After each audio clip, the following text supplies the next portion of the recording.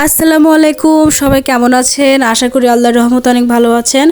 আজকে উল্লাপাড়া উপজেলার বোয়ালিয়াতে একটি মেলা হয় প্রত্যেক বছর চৈত্র মাসের চৈত্র সংক্রান্তি মেলা হয় শেষের দিকে।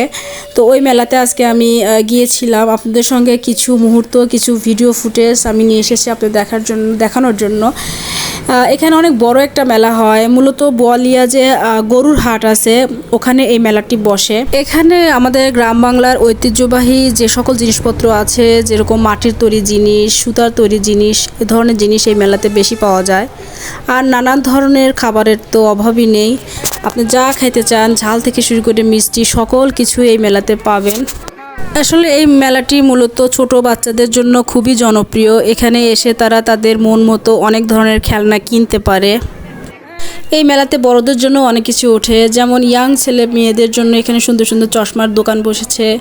অন্য একটি সাইডে অনেক সুন্দর সুন্দর কসমেটিক্সের জিনিসপত্র, জুয়েলারি দোকান বসেছে। দেখুন, চমৎকার কিছু জুয়েলারি এখানে আমি দেখতে পাচ্ছি।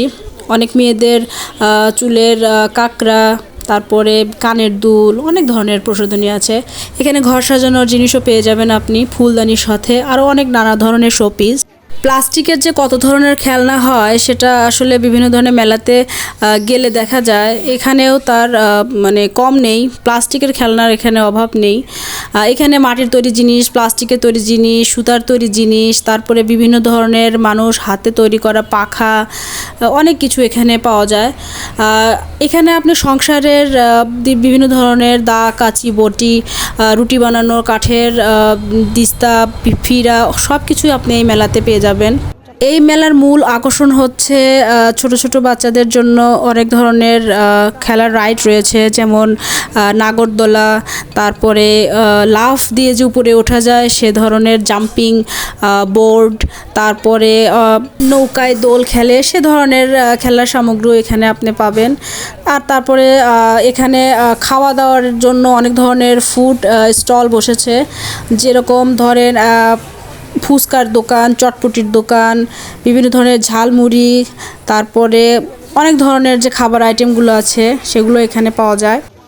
মেলায় এসে সবাই সাধারণত বিভিন্ন ধরনের ঝাল মিষ্টি ঝুড়ি কেনে। এখানে অনেক ধরনের ঝুড়ি পাওয়া যাচ্ছে।